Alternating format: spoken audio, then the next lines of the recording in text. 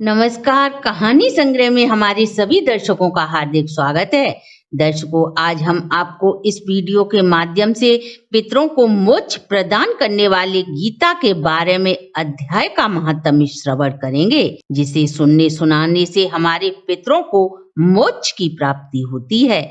महात्म्य सुनने से पहले अगर आपने हमारे चैनल को सब्सक्राइब नहीं किया तो सब्सक्राइब करें, वीडियो को शेयर एंड लाइक अवश्य करें। संपूर्ण जानकारी के लिए वीडियो को अंत तक जरूर देखें। भगवान भोलेनाथ माता पार्वती से बोले, हे पार्वती, दक्षिण दिशा में कोल्हापुर नाम का एक नगर है जो सब सुखों का आधार, सिद्ध महात्माओं का निवास स्थान व पराशक्ति लक्ष्मी का प्रधान पीठ है। संपूर्ण देवता वहां निवास करते हैं। एक दिन एक पुरुष उस नगर में आया। उसका रंग गोरा, ग्रीवा शंख के समान, कंधे मोटे, छाती चौड़ी व भुजाएं लंबी लंबी थीं। वह किसी देश का राजकुमार था। नगर में प्रवेश करते ही वह राजकुमार भव्य महलों की शोभा निहारता रहा। फिर वह देवेश्वरी महालक्ष्मी के दर्शन की अभिलाषा लेकर मणिकंठ नामक तीर्थ स्थान में गया। वहां जाकर स्नान आदि करके अपने पितरों को तर्पण किया। फिर महामाया लक्ष्मी को प्रणाम कर स्तवन करना आरंभ किया और माता लक्ष्मी के समक्ष वह राजकुमार बोला, जिसके हृदय में दया का वास है, जो समस्त कामनाओं को पूर्ण करती हैं और अपने कटाक्ष मात्र से समस्त सृष्टि का पालन व संहार करती हैं।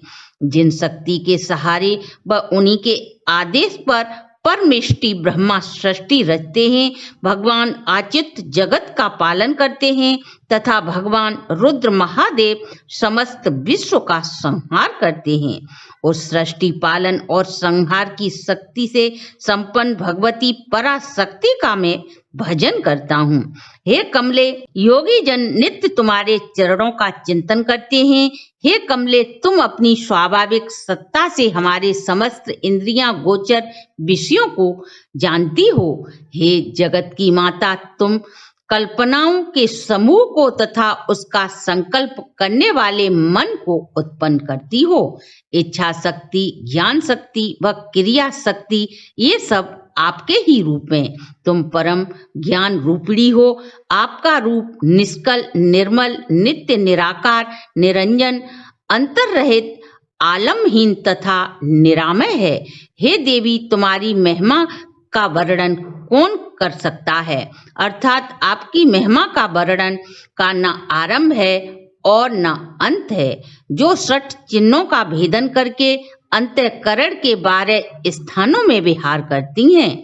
अनाहत, ध्वनि, बिंदु, नाद और कला, ये आपके स्वरूप हैं। उस माता लक्ष्मी को मैं प्रणाम करता हूँ। आप मुख रूपी पूर्ण चंद्रमा से प्रकट होने वाली अमृत राशि को बहाया करती हो। तुम्ही परा पश्यंती मध्यमा और बैखरी वाणी हो। मैं आपको हजारों बार नमस्कार करता हूँ। हे देवी, जगत की रक्षा के लिए अनंत रूप धारण करने वाली अंबिके, वैष्णवी तथा महेश्वरी आदि शक्ति हो। वाराही, महालक्ष्मी, नरसिंही, ऐन्द्री, कौमारी, चंडिका, जगत को पवित्र करने वाली लक्ष्मी, जगत माता सावित्री, चंद्र कला व रोहिणी भी आप हो। हे महेश्वरी, भक्तों के मनोरथ पूर्ण करने के लिए कल्पलता के समान हो। हे देवी, आप मुझ पर प्रसन्न हो जाओ। उस राजकुमार के इस प्रकार स्तुति करने पर भगवती लक्ष्मी अपना साक्षात स्वरूप धारण करके बोली, हे राजकुमार, मैं तुमसे अति प्रसन्न हूँ। कोई उत्तम वर मांगो। तब वह राजकुमार बोला, हे जगत जननी, मेरे पिता राजा बृहद्रथ अश्वमेध नामक महान यज्ञ का अनुष्ठान कर रहे थे। तभी वे देव युग से रोगग्रस्त होकर स्वर्गवासी हो गए। इसी बीच संपूर्ण पृथ्वी की परिक्रमा कर लौटे यज्ञ अश्व को किसी ने चुनाकर अन्यंत्र ले गया। उसकी खोज में मैंने अपने सैनिकों को भेजा, परंतु कहीं भी उसका पता न चला और वे खाली हाथ लौट आए। तब मैं ऋतध्वजों की आज्ञा लेकर आपकी शरण में आया हूँ। हे माँ, यदि आप मुझ पर प्रसन्न हो तो यज्ञ का अश्व मुझे प्रदान करें, जिससे यज्ञ फूड हो, तभी मैं पितृ ऋण से पूर्ण रूप से मुक्ति प्रदान करूंगा। शरणागतों पर दया करने वाली हे जगत जननी, मेरा यज्ञ फूड हो सके ऐसा उपाय बताओ। तब भगवती लक्ष्मी बोली, हे राजकुमार, मेरे मंदिर के दरवाजे पर एक ब्राह्मण रहते हैं जो लोगों में सिद्ध समाधि के नाम से विख्यात हैं। वे मेरी आज्ञा से तुम्हारा संपूर्ण कार्य पूरा कर देंगे। माता लक्ष्मी के ऐसे वचनों को सुनकर राजकुमार ने माता लक्ष्मी को प्रणाम किया और उसी स्थान पर गए जहां सिद्धि समाधि रहते थे। उनके चरणों में प्रणाम कर राजकुमार उनके समीप हाथ जोड़कर खड़े हो गए। तब ब्राह्मण ने कहा, तुम्हें जगत माता ने यहाँ भेजा है। अब मैं तुम्हारा समस्त अभीष्ट कार्य सिद्ध करता हूँ। यों कहकर मंत्र वेत्ता ब्राह्मण ने सभी देवताओं को मंत्र शक्ति का प्रयोग कर उपस्थित किया। जब राजकुमार ने देखा सभी देवता ब्राह्मण सिद्ध समाधि के सामने हाथ जोड़कर खड़े थे, तब उन श्रेष्ठ ब्राह्मण ने समस्त देवताओं से कहा, हे देवगण, इस राजकुमार का जो अश्वमेध यज्ञ के लिए निश्चय हो चुका था, उसे रात में देवराज इंद्र ने चुराकर अन्यंत्र पहुंचा दिया है। उसे शीघ्र ही ले आओ।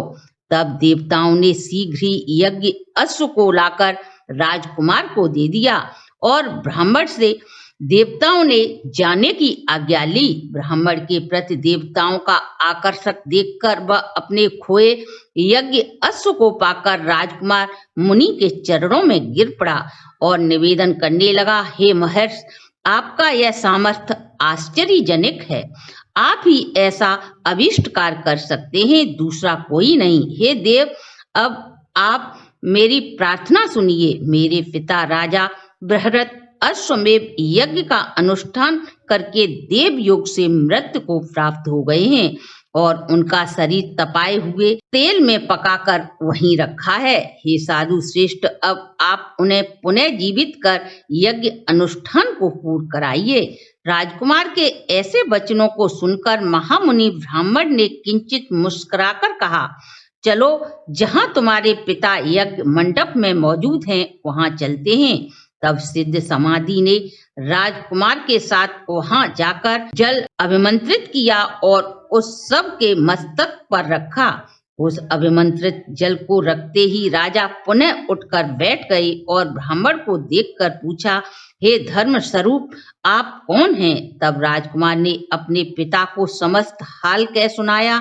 तब राजा ने अपने आप को पुनः जीवन दान देने वाले ब्राह्मण को नमस्कार कर पूछा, हे ब्राह्मण देव, ऐसा कौन सा पुण्य आपने किया है जिसके कारण आपको यह लौकिक शक्ति प्राप्त हुई है?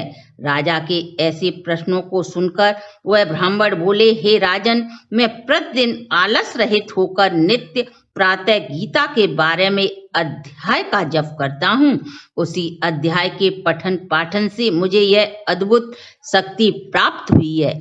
यह सुनकर राजा ने सभी ब्राह्मणों सहित ब्राह्मण देव से गीता के बारे में अध्याय का अध्ययन किया, जिससे बारे में अध्याय के महत्तम से उनकी सद्गति हो गई।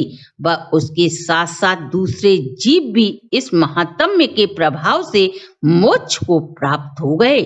उस महत्तम को सुनकर अर्जुन बोले, श्री कृष्ण जो भी भक्त सब कुछ त्याग कर इसके जो अनन्य भक्त प्रेमी आप सगुण परमेश्वर को अति भक्ति भाव से पूजते हैं और जो अविनाशी सच्चिदानंदन अविनाशी निराकार को उपासते हैं, उन दोनों प्रकार के भक्तों में योगवेता कौन है, अर्थात उन दोनों में सर्वश्रेष्ठ कौन है? तब भगवान श्री कृष्ण बोले, हे अर्जुन, मेरे में मन को एकाग्र कर जो मुझे ही भजता है, अर्थात मुझे ही सगुण रूप में जानकर मेरा ही निरंतर भजन करते हैं, वे मुझे योगियों से भी अधिक उत्तम दिखते हैं, अर्थात मैं उन्हें अति श्रेष्ठ मानता हूँ। दूसरे वे व्यक्ति जो इंद्रियों के समुदाय को भली प्रकार बस में करके सर्वव्यापी अकथनीय स्वरूप सदा एक रहने वाले नित्य अचल निराकार अविनाशी सच्चिदानंदन घन ब्रह्म को निरंतर एकाकी भाव ध्यान करते हुए उपासते हैं। वे संपूर्ण भूतों के हित में रत हुए सब में समान भाव वाले योगी भी मुझे ही प्राप्त कर लेते हैं, किंतु उन सच्चिदानंदन निराकार ब्रह्म में आसक्त हुए चित्त वाले पुरुषों के साधन में क्लेश और परिश्रम अधिक होता है, क्योंकि देह अभिमानियों से अत्यक्त विषयक गति सुख पूर्वक प्राप्त की जाती है, अर्थात जब तक शरीर में अभिमान रहता है तब तक शुद्ध सच्चिदानंदन घन निराकार ब्रह्म में स्थिति होना कठिन है। और जिन भक्तों ने अपने आप को मुझ में समर्पित कर दिया है, अर्थात संपूर्ण कर्मों को मेरे में अर्पण कर दिया है, मुझ सगुण परमेश्वर को ही तेल की धारा के समान अनन्य ध्यान योग से निरंतर चिंतन करते हुए भजते हैं। हे अर्जुन, जो मेरे में सदा अपने चित्त को लगाए रहते हैं, उन प्रेमी भक्तों को मैं शीघ्र ही संसार रूपी समुद्र से पार कर देता हूँ। इसलिए हे अर्जुन, तू मेरे में ही मन और बुद्धि को लगा, तू मुझे ही प्राप्त कर लेगा। यदि तू मेरे में मन को अचल स्थापन की सामर्थ्य नहीं रखता तो तू अभ्यास स्वरूप मेरे को प्राप्त करने की कोशिश कर, और यदि तू अभ्यास करने में भी असमर्थ है तो तू सिर्फ मेरे लिए ही कर्म कर। इस प्रकार मेरे निमित्त कर्म करता हुआ मेरी प्राप्त रूप सिद्ध को ही प्राप्त करेगा। हे अर्जुन, मर्म को न जानकर किए गए अभ्यास से परोक्ष ज्ञान श्रेष्ठ है, और परोक्ष ज्ञान से मुझ परमेश्वर के स्वरूप का ध्यान श्रेष्ठ है, तथा ध्यान से भी सब कर्मों का फल मेरे लिए त्याग करना, त्याग से तत्काल ही परम शांति की प्राप्ति होती है। इस प्रकार शांति को प्राप्त हुआ जो पुरुष सब भूतों में द्वेष भाव से रहित होकर स्वार्थ रहित, सबका प्रेमी और हेतु रहित दयालु है, जो व्यक्ति ध्यान योग में लगा हुआ निरंतर लाभ हानि में भी संतुष्ट है तथा अपने मन और इंद्रियों रहित शरीर को बस में किए हुए दृढ़ निश्चय वाला है, वह भक्त मेरे को अत्यधिक प्रिय है। जिससे कोई भी जीव दोष नहीं करता और न स्वयं किसी से दोष करता है, जो हर्ष अमर्ष वह दोष रहित है, वह भक्त मेरे को प्रिय है। जो व्यक्ति आकांक्षा रहित, बाहर भीतर से शुद्ध व चतुर है, अर्थात जिस कार्य के लिए आया था उसे पूरा कर चुका है, पक्षपात रहित, दुखों से छूटा, सर्व आरंभों का त्यागी, अर्थात कर्तापन के अभिमान का त्यागी, ऐसा भक्त मुझे प्रिय है।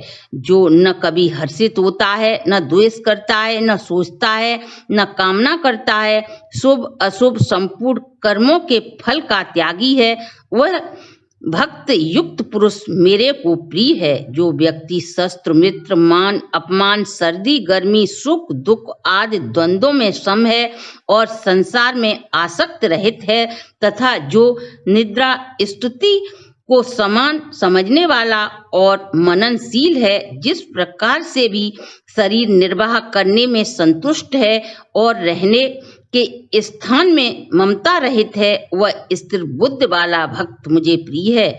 जो मेरे परम आश्रय और परम गति एवं सबका आत्म रूप, सबसे परे परम पूज्य समझकर विशुद्ध प्रेम से मेरी प्राप्ति के लिए तत्पर हुए श्रद्धा युक्त पुरुष ऊपर कहे गए धर्म में अमृत को निष्काम भाव से सेवन करते हैं, वह भक्त मेरे को अति प्रिय हैं।